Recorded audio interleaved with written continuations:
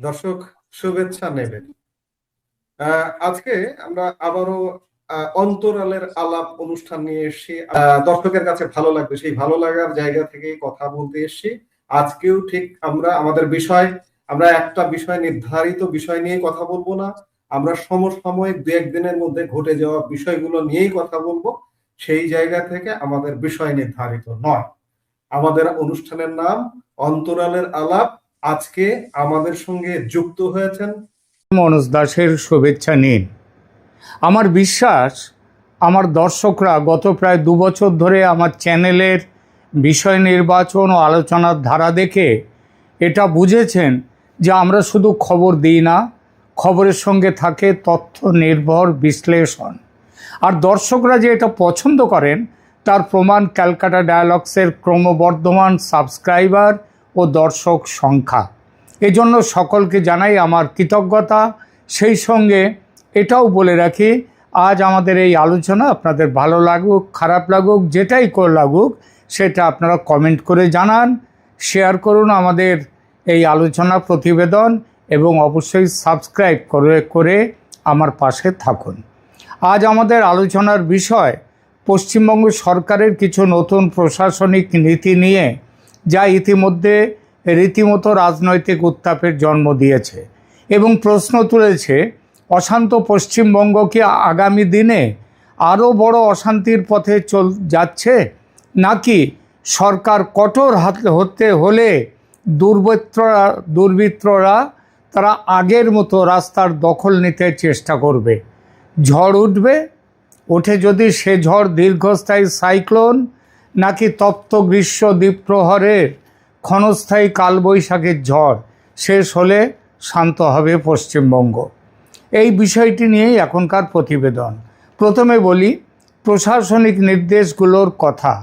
মাদ্রাসায় বন্দে মাতরম গাওয়া বাধ্যতামূলক করার নির্দেশিকা, 1950 সালের গোহত্যা সংক্রান্ত আইন কঠোরভাবে প্রয়োগের সিদ্ধান্ত এবং তার পদক্ষেপ, ইমাম মুয়াজ্জিন এবং তার সঙ্গে হিন্দু পুরোহিতদের ভাতা বন্ধের সরকারি সিদ্ধান্ত, আর তার সঙ্গে যোগ হয়েছে অনুপ্রবেশকারী খেদিয়ে দেওয়ার 3D formula, detect, delete and deport, অর্থাৎ চিহ্নিত করো, তালিকা থেকে বাদ দাও এবং দেশ ছাড়া করো।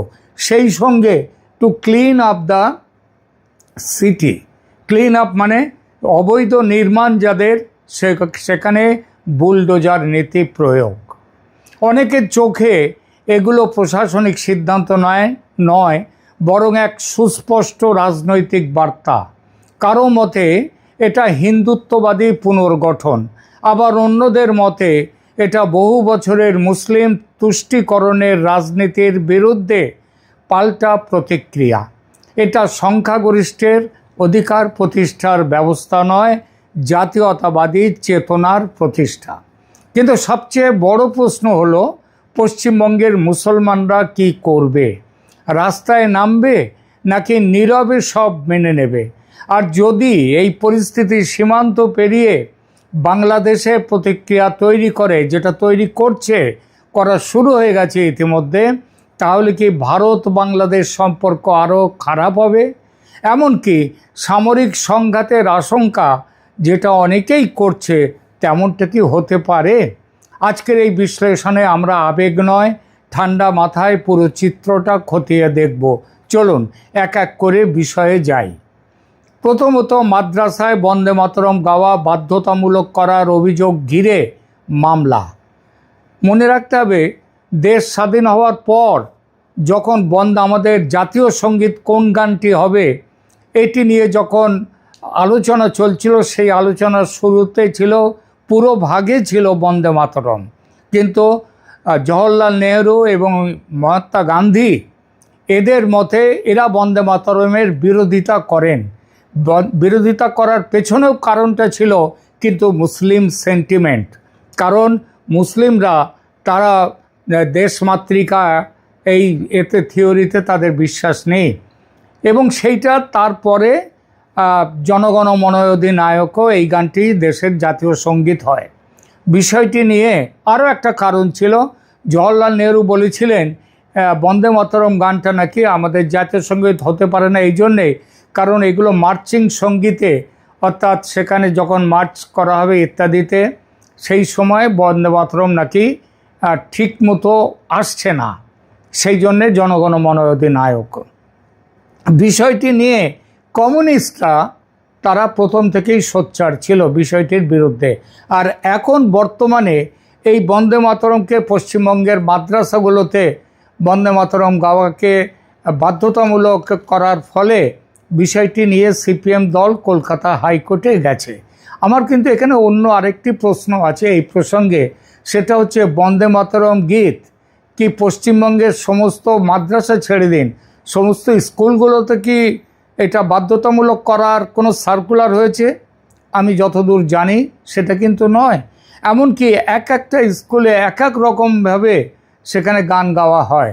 বন্দে মাতরমের সার্কুলার সমস্ত স্কুলে গেছে কিনা আমার কাছে এই মুহূর্তে এই ব্যাপারে কোনো খবর নেই, সম্ভবত যায়নি। সিপিএম বলছে হাইকোর্টে যে এটা শিক্ষা প্রতিষ্ঠানের সাংবিধানিক ও ধর্মীয় স্বাধীনতার প্রশ্ন। তাদের বক্তব্য দেশপ্রেম আর বাধ্যতামূলক সাংস্কৃতিক আনুগত্য এক জিনিস নয়। অন্যদিকে যারা বন্দে মাতরমের সমর্থক তাদের দাবি বন্দে মাতরম ভারতীয় জাতীয় চেতনার অংশ, তাই এতে আপত্তির কিছু নেই। এই কলকাতায় মুসলিমদের বিরোধিতায় বন্দে মাতরম গানের পক্ষে দাঁড়ানোর অপরাধে এক মুসলিম শিক্ষকের আক্রান্ত হওয়ার ঘটনা আমরা অনেকেই জানি, সেই সময় সংবাদপত্রেও পড়েছি।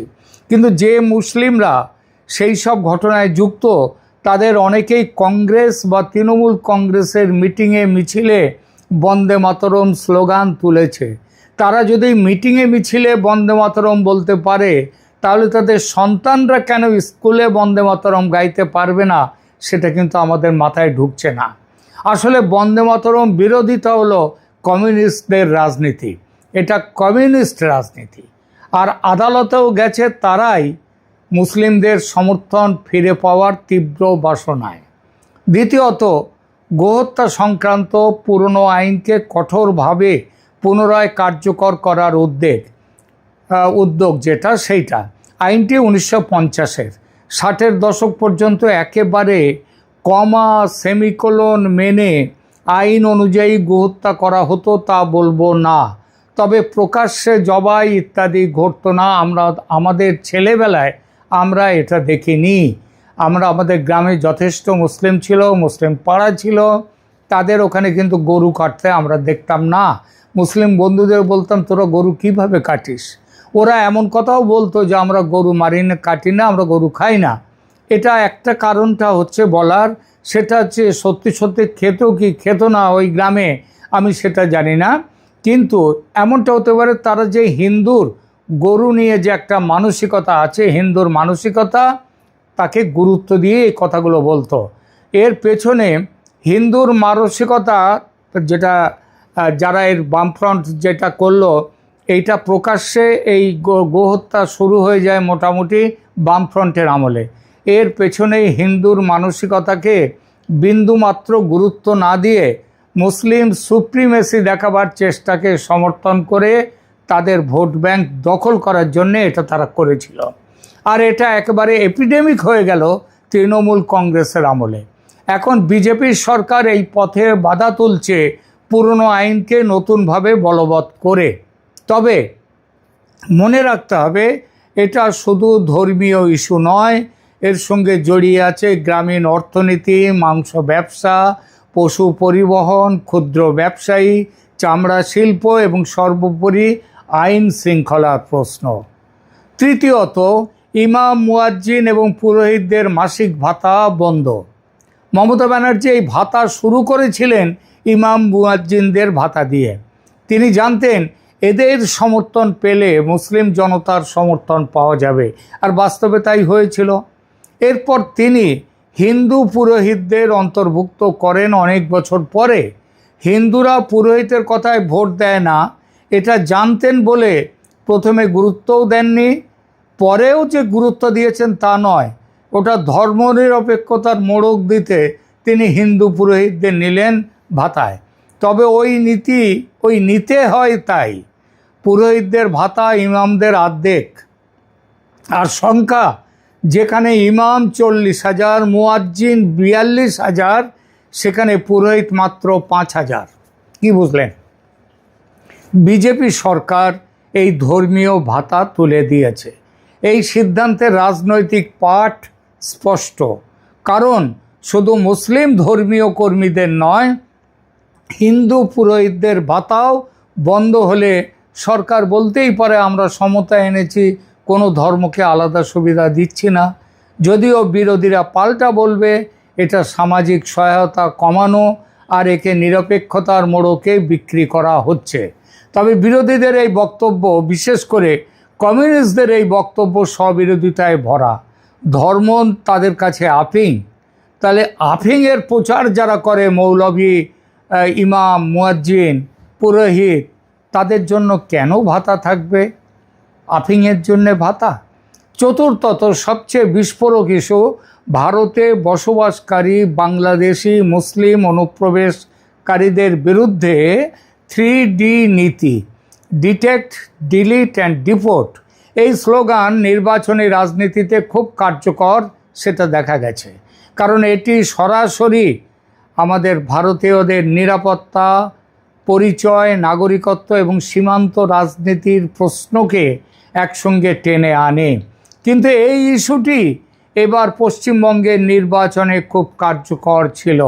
বিজেপির জয়ের পেছনের অন্যতম কারণ হিন্দু ভোটের মেরুকরণ। আর এই মেরুকরণে যে কারণগুলো সাহায্য করেছে তাদের অন্যতম হলো বিপুল সংখ্যক মুসলিম অনুপ্রবেশকারীর পশ্চিমবঙ্গে এসে থাকা এবং এখানে ভোটের সুবিধা গ্রহণ। এসআইআরে যাদের নাম কিছু বাদ গেছে, আরও আছে কিছু জালের বাইরে থেকেছে, তাদের জন্যে তাদেরকে পরবর্তী সময়ে ধরা হবে। শুধু পশ্চিমবঙ্গ নয়, সারা ভারতে এটা বিজেপির অন্যতম বড় ইস্যু। অফিসিয়ালি এই ইস্যু কার্যকর ছাড়া অন্য পথ নেই বিজেপির সামনে।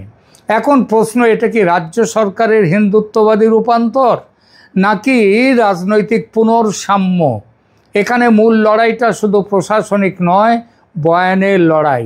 একটি পক্ষ বলছে পশ্চিমবঙ্গে দীর্ঘদিন ধরে সংখ্যালঘু তুষ্টিকরণের রাজনীতি চলেছে, ইমাম ভাতা, সংখ্যালঘু তোষণ, ভোট ব্যাংক নির্ভর বার্তা, এমনকি মুসলিমরা তাদের জন্য মাথায় হেলমেট না দিয়েই তারা মোটরসাইকেল চালাতে পারে।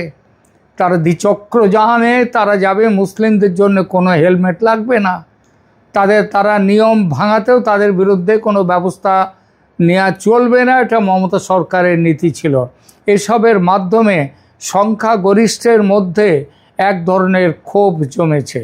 সেই ক্ষোভের রাজনৈতিক ফসল তুলতেই এখন একের পর এক পদক্ষেপ নেওয়া হচ্ছে। অন্য পক্ষ বলছে এই সংশোধন আসলে আদর্শগত প্রকল্প, অর্থাৎ রাষ্ট্রীয় নীতিকে এমনভাবে সাজানো হচ্ছে যাতে মুসলিম সমাজ ক্রমশ প্রতিরক্ষামূলক অবস্থায় চলে যায় আর সংখ্যাগরিষ্ঠ হিন্দু ভোটারদের কাছে এক দৃঢ় হিন্দু স্বার্থ রক্ষাকারী সরকারের ভাবমূর্তি তৈরি হয়। বাস্তবতা দুদিকেই আছে, এই দুই পক্ষের মাঝামাঝি আছে বাস্তবতা। এই ধরনের পদক্ষেপে দুটো কাজ একসঙ্গে হয়। এক, পুরনো সংখ্যালঘু কেন্দ্রিক রাজনীতির বিরুদ্ধে ক্ষুব্ধ ভোটারদের কাছে, বিশেষ করে সংখ্যাগুরু ভোটারদের কাছে এই বার্তা যায়, দেখুন আমরা বদল আনছি। দ্বিতীয়ত, মুসলিম সমাজকে রাজনৈতিকভাবে কোণঠাসা করে দেয়া যায়, যাতে তাদের কোনো প্রতিবাদকে সহজেই বলা যায়, দেখুন এরা জাতীয়তাবাদ মানতে চায় না, দেশ এদের কাছে বড় নয়, এরা আইনের বিরোধিতা করছে, এরা অনুপ্রবেশ ঘটিয়ে দেশকে বিপন্ন করছে। রাজনীতিতে একে বলে ন্যারেটিভ ট্র্যাপ, বয়ানের ফাঁদ।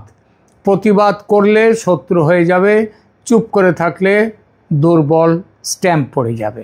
এবার আসে মুসলিম জনতা কেন বড়সড় প্রতিবাদে নামছে না? অন্তত এখনও পর্যন্ত তেমন প্রতিবাদ কিছু দেখা যাচ্ছে না। কেন? তাসলিম নাসরিনের মামলা আপনাদের মনে আছে, ছোটোখাটো কারণে বাম আমলে মুসলমানরা তারা একেবারে তুলকালাম বাদিয়ে দিয়েছিল, যার জন্য তাসলিমা নাসরিনকে পশ্চিমবঙ্গে থেকে তাকে বহিষ্কার করতে হয়, তাকে চলে যেতে হয়। এছাড়া তার বই দ্বিখণ্ডিত ব্যান করেছিল এই পশ্চিমবঙ্গের বামফ্রন্ট সরকার। কারণ মুসলিমদের তুষ্টিকরণ। এছাড়া বাম আমলের নয়, তৃণমূল কংগ্রেসের আমলে 3 তালাক, সিএএ, ওয়াকফ আইন ইত্যাদি নিয়ে, এমনকি যে কোনো একটা সাধারণ ব্যাপার নিয়ে মুসলিমরা ক্ষিপ্ত হয়ে গিয়ে তারা যা খুশি কাণ্ড ঘটিয়েছে, দেশের সম্পত্তি নষ্ট করেছে, ট্রেন লাইন ভেঙেছে, ট্রেন চুরমার করেছে, অনেক কিছু করেছে, এবং তাদের বিরুদ্ধে কোনো ব্যবস্থা নেওয়া হয়নি। তৃণমূল আমলে যারা রাজ্যটাকে বারুদের ওপর, স্তূপের ওপর রেখে দিয়েছিল, যাদের পরাক্রান্ত শক্তির স্বীকৃতি দিয়ে মমতা ব্যানার্জি একবার বলেছেন, একবার কেন, ইনি এমন কথা বহুবার বলেছেন, তিনি ওদের সামলে রেখেছেন বলে বেঁচে আছে হিন্দুরা, নইলে 2 মিনিটের মধ্যে নাকি দুধেল গাইরা হিন্দুদেরকে শেষ করে দিত। এই বক্তব্য আমার না, এই বক্তব্য হচ্ছে মমতা বন্দ্যোপাধ্যায়ের। এই প্রশ্নটাই এখন সবচেয়ে গুরুত্বপূর্ণ, কারণ পশ্চিমবঙ্গের মুসলিমরা যদি সংখ্যার হিসেবে বড় শক্তি হয়, তাহলে বড় রাস্তার আন্দোলনে, যেখানে এর আগে দেখা গেছে তাদের বহুবার, সেই আন্দোলন কেন দেখা যাচ্ছে না? এর একাধিক কারণ। প্রথম কারণ ভয়। যদি পুলিশ প্রশাসন কঠোর অবস্থানে থাকে, পুলিশ দ্রুত ব্যবস্থা নেয়, দমন করে, আর মিডিয়ার এর বিরুদ্ধে এই প্রতিবাদকে যদি অরাজকতা হিসেবে তুলে ধরে, তাহলে সাধারণ মুসলিম রাস্তায় নামতে ইতস্তত করে। মমতা ব্যানার্জির আমলে পুলিশকে একেবারে কাঠের পুতুল করে দিয়েছিল, আর কারোর বিরুদ্ধে না, মুসলিমদের বিরুদ্ধে কোনো ব্যবস্থা নেওয়া যাবে না। আর সংবাদপত্রগুলো, মিডিয়া, তারাও মমতা ব্যানার্জির কাছ থেকে অ্যাডভার্টাইজমেন্ট পাওয়ার লোভে তারাও সরকারের কোনো রকম কাজের সমালোচনাতে আসতো না, ফলে তারা তখন অরাজকতা বলেনি। কিন্তু এখন আবার বিজেপির আমলে এসে মিডিয়াও বলবে অরাজকতা করছে মুসলিমরা, আর পুলিশ তো ইতিমধ্যেই কেমন কঠোর হয়েছে সেটা দেখেছেন পাক সার্কাসে। তাহলে সাধারণ মুসলিম রাস্তায় নামতে এখন ভয় পাবে। এটা ইউপি, মহারাষ্ট্র, গুজরাট সহ সারা দেশে দেখা গেছে। প্রশাসন কড়া তো প্রতিবাদ মাঠে মারা। দ্বিতীয় কারণ কৌশলগত নিরাপত্তা। মুসলিম সমাজের একটি অংশ বুঝে গেছে প্রকাশ্য সংঘাত এখন সরকারের পক্ষেই যাবে, কারণ প্রতিবাদের ছবি, স্লোগান, সংঘর্ষ এসব খুব সহজেই রাজনৈতিক প্রচারে ব্যবহার করা যায়। তৃতীয় কারণ মুসলিমদের নেতৃত্বের সংকট। সব সমাজই সংখ্যায় বড় হলেই সংগঠিত হয় না। সংগঠন, বার্তা, কৌশল, আইনগত সহায়তা এবং রাজনৈতিক নেতৃত্ব এসব একসঙ্গে না থাকলে, ক্ষোভ থাকলেও আন্দোলন তৈরি হয় না। বঙ্গের মুসলিমদের কোনো নেতা সেই অর্থে নেই এখন। চতুর্থ কারণ দৈনন্দিন বাস্তবতা। যে মানুষ চাকরি, ব্যবসা, নিরাপত্তা, সন্তানের পড়াশোনা, পুলিশি হয়রানি এসব নিয়ে চিন্তিত, সে সবসময় আদর্শগত ইস্যুতে রাস্তায় নামবে না। হিন্দুরাও এতদিন মুখ বুজে অনেক কিছু সহ্য করেছে, কারণ তাদের কাছে বেঁচে থাকাই হচ্ছে প্রথম কাজ। আর পঞ্চম কারণ, পশ্চিমবঙ্গের মুসলিম সমাজ একরকম নয়। গ্রাম, শহর, উত্তরবঙ্গ, দক্ষিণবঙ্গ, সীমান্ত অঞ্চল, শিল্পাঞ্চল, সব জায়গায় রাজনৈতিক আচরণ এক নয়। কেউ আপোষের পক্ষে, কেউ অপেক্ষা করছে, কেউ হয়তো আইনগত লড়াইকে অগ্রাধিকার দিচ্ছে। আবার একটা অংশ, যত ছোটই হোক, তারা বুঝেছে হিন্দুদের সঙ্গে সংঘাত নয়, সমঝোতা ও সমন্বয় তাদের ভালো রাখবে। খবর পাচ্ছি মুর্শিদাবাদে এক শ্রেণীর মুসলমানের সমর্থনও পেয়েছে বিজেপি এই নির্বাচনে, তাদের সংখ্যা যতই কম হোক। অর্থাৎ নীরবতা মানেই, মুসলমানরা নীরব মানেই তারা যে সম্মতি দিচ্ছে এইসব কাজে, তা নয়। অনেক সময় নীরবতা হলো নিজেদের আত্মরক্ষা, সমঝোতা এবং শান্তির জন্য। এবার আসি, সিপিএম সমেত বিরোধীদের এই মুসলিম স্বার্থ রক্ষার সংগ্রামে মুসলিম জনতা কি সায় দেবে? মুসলিমরা কি চায় সেগুলো, যে তাদের হয়ে কেউ লড়তে আসুক? এটা নির্ভর করবে 3টে বিষয়ের ওপর। প্রথমত, বিরোধীরা এই ইস্যুগুলোকে কিভাবে ফ্রেম করে। যদি আন্দোলন শুধু মুসলিম অধিকার হিসেবে তুলে ধরা হয়, তাহলে বিজেপির সরকার খুব সহজে এটাকে পরিচয় ভিত্তিক সংঘাত হিসেবে দেখাতে পারবে, বলতে পারবে যে এটা হচ্ছে তুষ্টিকরণের আরেকটা চেহারা। কিন্তু যদি বিরোধীরা একে সংবিধান, নাগরিক অধিকার, শিক্ষার স্বাধীনতা, ধর্মনিরপেক্ষ প্রশাসন, আইনের সমান প্রয়োগের প্রশ্ন হিসেবে তোলে, তাহলে মুসলিমদের একটা অংশ তাদের সঙ্গে যুক্ত হলেও হতে পারে। কিন্তু এই দলগুলোর ট্র্যাক রেকর্ড এতটাই হিন্দু স্বার্থের বিরুদ্ধে যে অমুসলিমদের সমর্থন, মানে যারা অমুসলিম তাদের সমর্থন কিন্তু এই প্রয়াসের পক্ষে থাকবে না।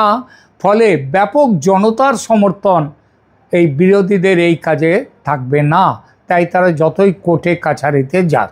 দ্বিতীয়ত, মুসলিম সমাজের অভ্যন্তরের নেতৃত্ব কি সিদ্ধান্ত নেয়? তারা কি সংঘর্ষের রাস্তা বেছে নেবে, নাকি আদালত, নাগরিক মঞ্চ, মানবাধিকার সংস্থা এবং শান্তিপূর্ণ সামাজিক প্রচারের পথ নেবে? আপনারা অনেকেই জানেন, গোহত্যা বিষয়ে নতুন করে আইনটি প্রকাশ হওয়ার পর তারপরে কিন্তু নাখোদা মসজিদের ইমাম নিজে তিনি কিন্তু শান্তির কথা বলেছেন। এমনকি এটাও বলেছেন প্রয়োজনে মুসলিমরা গোমাংস খাওয়া সেটা বন্ধ করে দিক। আমার বিশ্লেষণ হলো, পশ্চিমবঙ্গের বৃহৎ মুসলিম জনতা তারা কিন্তু তাৎক্ষণিক সহিংস রাস্তার আন্দোলনে যাবে না, তারা কিন্তু এটা মেনে নেবে। তৃতীয়ত, বিরোধী রাজনৈতিক নেতাদের অতিরিক্ত ভোট ব্যাংক প্রীতি। এরা প্রাণের টানে বা আদর্শের টানে মুসলমানদের জন্য কিছু করে না, করে ভোটের টানে, কারণ তারা জানে মুসলিমদের ভোট ব্যাংক রয়েছে। ফলে বিশ্বাসযোগ্যতা বলে কিছু নেই বিরোধীদের কাছে, তা সে সিপিএম, কংগ্রেস, তৃণমূল যেই হোক। খাদ্যাভ্যাসের স্বাধীনতার কথা বলে এইসব দলগুলোর হিন্দু নেতারা প্রকাশ্যে গোমাংস খেয়ে বিপ্লব দেখান, অথচ এদের মুসলিম নেতাদের নিয়ে শুয়োরের মাংস খাওয়ার সাহস এরা দেখাতে পারেন না। এদের এই তথাকথিত বৈপ্লবিক ফাজলামি হিন্দুদের কাছে ঘৃণার আর মুসলমানদের কাছেও একযোগে হাসির পাত্র করে তুলেছে। এবার আসি 3D অর্থাৎ অনুপ্রবেশকারীদের ডিটেক্ট, ডিলিট, ডিপোর্ট প্রসঙ্গে। এটা কি সফল হতে পারে? এখানে আবেগ নয়, বাস্তবতার দৃষ্টি দিয়ে দেখুন। শুনতে খুব শক্তিশালী স্লোগান, কিন্তু বাস্তবে এটা কার্যকর করা অত্যন্ত কঠিন। যদিও খবর পাওয়া যাচ্ছে হাজারে হাজারে মুসলিম বাংলাদেশি অনুপ্রবেশকারী ডিটেনশনের ভয়ে চোরাগোপ্তা পথে নিজেরাই পালাচ্ছে ভারত ছেড়ে বাংলাদেশে। কিন্তু 2-2.5 কোটি মুসলিম ইনফিল্ট্রেটর এভাবে পালাবে না। তাদের কি হবে? ডিটেক্ট করা এতই সহজ না, কঠিন, ভীষণ কঠিন। কারণ কাকে অনুপ্রবেশকারী বলা হবে শুধু সন্দেহের ভিত্তিতে কাউকে শনাক্ত করা তো যায় না। অনুপ্রবেশকারীদের একাংশ Aadhaar card, voter card, PAN card, passport সব জোগাড় করে ফেলেছে, জমি জায়গা কিনেছে। তাদের একটা অংশ এসআইআরের জাল এড়িয়ে গেছে, ছড়িয়ে পড়েছে সারা দেশে। তাদের কি করে চিহ্নিত করা যাবে? তাহলে এবার ডিলিট প্রসঙ্গে আসি। ভোটার তালিকা, রেশন কার্ড, সরকারি ডেটাবেস, স্থানীয় নথি এসব থেকে নাম বাদ দেয়া প্রশাসনিকভাবে খুব কঠিন কাজ। ভুল হলে প্রকৃত নাগরিকও ক্ষতিগ্রস্ত হতে পারেন। তার জন্যই অত্যন্ত সতর্কতা নিয়ে করতে হয়। আর সেই সতর্কতার ফলে আইনের একটা কথা আছে না, 100 জন দোষী ছাড়া পাক, কিন্তু নির্দোষ যাতে সাজা না পায়। সেই 100 জন দোষী ছাড়া পাওয়ার ফর্মুলাতে অনেকে বেরিয়ে আসবে। এবার ডিপোর্ট কথাটা বলি। এখানেই সবচেয়ে বড় জট। কোনো ব্যক্তিকে অন্য দেশে ফেরত পাঠাতে হলে সেই দেশকে স্বীকার করতে হবে যে তিনি তাদের নাগরিক। আমাদের ভারত সরকার ইতিমধ্যেই দেখেছে গত 5 বছর হাসিনার আমল থেকে মাত্র 2,500 জনের মতো তাদের এরকম ইনফিল্ট্রেটারদের একটা লিস্ট পাঠানো হয়েছিল। বলা হয়েছিল তোমরা বলো এরা তোমাদের লোক, তারপরে তোমরা নিয়ে যাও। কিন্তু তার উত্তর 5 বছর ধরে আসেনি। তাহলে বোঝাই যাচ্ছে কীরকম। বাংলাদেশ যদি বলে না এরা আমাদের নাগরিক নয়, তাহলে ব্যাপক হারে ডিপোর্টেশন অসম্ভব হয়ে পড়বে। এই সমস্যা দেখে শুভেন্দু সরকার স্থির করেছে অনুপ্রবেশকারীদের ধরে কোর্টে পাঠানো হবে না, সোজা তুলে দেয়া হবে বিএসএফের হাতে। তারপর বিএসএফ তাদের পুশব্যাক করবে, বলে দেবে যেমন এসছিলে তেমন চলে যাও। অনেক পদ্ধতি তার আছে, বিএসএফ ইতিমধ্যে সেই পদ্ধতিতে কাজ করছে।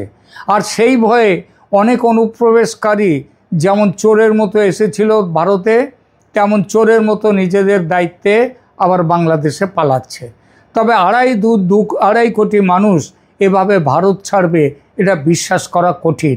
অর্থাৎ 3D রাজনৈতিক স্লোগান হিসেবে খুব কার্যকর, কিন্তু প্রশাসনিক বাস্তবায়নে বহু বাধা আছে। তাহলে কি এটা পুরোপুরি ব্যর্থ? না, সেটাও বলা যাবে না, কারণ সম্পূর্ণ ডিপোর্টেশন সম্ভব না হলেও বেশ কিছু তো হচ্ছে ও হবে। বেশ কিছু মানুষ তো প্রাণ ভয়ে পালাচ্ছে। তাছাড়া 3D রাজনৈতিক সাফল্য রয়েছে অন্য জায়গায়, যেমন এটা ভয় তৈরি করছে, এটা সন্দেহের পরিবেশ তৈরি করছে, সীমান্ত নিরাপত্তার প্রশ্নে কড়া ভাবমূর্তি গড়ে দিচ্ছে, একটি নির্দিষ্ট ভোট ব্যাংকে, বা আরও পরিষ্কার করে বলি হিন্দু ভোট ব্যাংকে একত্র করছে, আর স্থানীয় প্রশাসনকে বার্তা দিচ্ছে যে নরম হওয়ার কোনো সুযোগ নেই, অর্থাৎ ভবিষ্যতের জন্যও সতর্কতা। অর্থাৎ 3D আইনগত প্রকল্পের চেয়ে বেশি সার্থক রাজনৈতিক প্রদর্শন শক্তির প্রকল্প হিসেবে। এবার আসি বাংলাদেশের প্রতিক্রিয়া এবং বাংলাদেশের সংখ্যালঘু হিন্দুদের নিরাপত্তা বিষয়ে। পশ্চিমবঙ্গে মুসলিম ইস্যু নিয়ে তীব্র রাজনৈতিক বার্তার প্রভাব পড়ছে বাংলাদেশে। এটা নতুন নয়। কাশ্মীরে সেই 60-এর দশকে হজরতবল মসজিদ থেকে হজরত মোহাম্মদের পবিত্র কেশ সাময়িকভাবে খোয়া গেলে তৎকালীন পূর্ব পাকিস্তানে হিন্দু নিধন যজ্ঞ শুরু হয়। অন্তত 50 লাখ হিন্দু ভারতে চলে আসে সেই সময়। এবারও শুরু হয়ে গেছে হিন্দুদের ভারতে চলে আসার পর্ব। নদিয়া সীমান্তে নদীর বাংলাদেশ পারে হাজার হাজার পরিবার জড়ো হয়েছে ভারতে আসার জন্যে। বিএসএফ আটকে রেখে দিয়েছে। বাংলাদেশের ধর্মান্ধরা ইতিমধ্যে হিন্দু মেয়েদের তুলে নিয়ে যাওয়া শুরু করেছে আবার জোরে সোরে। হিন্দু পুরুষ নারীর কল্লা কাটা শুরু করে দিয়েছে। বাংলাদেশে কোনো ইসলামপন্থী বা মৌলবাদী সংগঠন এই ইস্যুকে ব্যবহার করে রাস্তায় নামছে। পশ্চিমবঙ্গে মমতা সরকারের পতন আর বিজেপির সরকার গঠন গজওয়াতুল হিন্দের গাঁজাখুরি স্বপ্ন ভেঙে দেয়ায় বাংলাদেশের ওই 2 ফুটিয়া 2.5 ফুটিয়া 3 ফুটিয়া মৌলবীরা দুঃখে কাতর হয়ে ভারতের বিরুদ্ধে বিষ উগরে দেওয়া শুরু করেছে নতুনভাবে। তারা এটাকে ভারতে মুসলিমদের ওপর আক্রমণ বলে প্রচার শুরু করে দিয়েছে। আর এই ধরনের উত্তেজনার প্রথম শিকার হয় কারা? শিকার হয় সেদেশের সংখ্যালঘু হিন্দু সম্প্রদায়। ইতিহাস বলছে রাষ্ট্রীয় নীতির বিরুদ্ধে ক্ষোভ অনেক সময় ভুল লক্ষ্যবস্তুতে গিয়ে পড়ে। ভারতের কোনো সিদ্ধান্তের জন্য বাংলাদেশি হিন্দুরা দায়ী নয়, কিন্তু উন্মাদ জনতা তো যুক্তি মানে না। তাই যদি প্রতিবাদ, উস্কানি, মসজিদ ভিত্তিক প্রচার, সামাজিক মাধ্যমে ঘৃণা এসব বেড়ে যায়, তাহলে বাংলাদেশের সংখ্যালঘুদের নিরাপত্তা বিঘ্নিত হতে বাধ্য। এখানে দুই দেশের সরকারকেই খুব দায়িত্বশীল হতে হবে। ভারতকে বুঝতে হবে তার আভ্যন্তরীণ রাজনৈতিক বার্তা কখন সীমান্ত পেরিয়ে আঞ্চলিক প্রতিক্রিয়া তৈরি করে, আর বাংলাদেশকেও বুঝতে হবে দেশের সংখ্যালঘু হিন্দুদের নিরাপত্তা দিতে ব্যর্থ হলে তা শুধু মানবিক ব্যর্থতা নয়, কূটনৈতিক সংকটও তৈরি করবে। এর প্রতিক্রিয়ায় ভারত বাংলাদেশ সম্পর্ক কি সামরিক সংঘাতে যেতে পারে? এই ঝুঁকি যে 2024-এর 5 আগস্ট থেকে বেশ বেড়েছে তা অস্বীকার করার জায়গা নেই। এর পরিণামে যেটা হতে পারে, সীমান্তে ছোট সংঘর্ষ বড় হবে, গুলি বিনিময় বা হতাহতের ঘটনা বাড়বে, সংখ্যালঘুদের ওপর হামলার প্রতিক্রিয়ায় ভারতের রাজনৈতিক চাপ বাড়বে, সোশ্যাল মিডিয়ার গুজব থেকে জনরোষ তৈরি হবে, জাতীয়তাবাদী রাজনীতি কূটনীতিকে ছাপিয়ে যাবে। অর্থাৎ পূর্ণাঙ্গ যুদ্ধের সম্ভাবনা এই মুহূর্তে কম, কিন্তু সীমান্ত সংকট, কূটনৈতিক অবনতি, বাণিজ্যিক চাপ, ভিসা নীতি কঠোর হওয়া এবং রাজনৈতিক শত্রুতা, এই সব কিছু মিলে বড় কিছুর সম্ভাবনা তৈরি হচ্ছে। বিজেপির রাজনৈতিক লাভ ক্ষতি সব কিছুই কিন্তু এর ওপরে নির্ভর করছে এবং নির্ভর করে এসেছে, এবং সেই পথেই চলছে আমাদের এখনকার রাজনীতি। অর্থাৎ এই সমস্ত কিছু হচ্ছে উচ্চ ঝুঁকির এবং উচ্চ লাভের রাজনীতি। মুসলিমরা মেনে নেবে না প্রতিরোধ করবে, সেটা কোনো বড় কথা এই মুহূর্তে নয়। এই মুহূর্তে মুসলিমরা তারা বড় কোনো প্রতিবাদ আন্দোলনে যাবে না, এটাই হচ্ছে বড় কথা। এবং এই এটাতেই একটা কনস্টিটিউশনাল সিটিজেনশিপের ভাষায় তাদেরকে সামলে তারা চলতে থাকবে। সব মিলে দেখা যাচ্ছে তা হলো যে পশ্চিমবঙ্গে এই ইস্যুগুলো কোনো বিচ্ছিন্ন প্রশাসনিক সিদ্ধান্ত নয়, এগুলো পরিচয়, ভোট ব্যাংক, আইন, সীমান্ত এবং আঞ্চলিক কূটনীতির এক জটিল সংযোগ স্থল। মুসলিম তুষ্টিকরণের বিরুদ্ধে প্রতিক্রিয়া, এই ব্যাখ্যা যেমন আছে তেমনি হিন্দুত্ববাদী পুনর্গঠনের অভিযোগও আছে।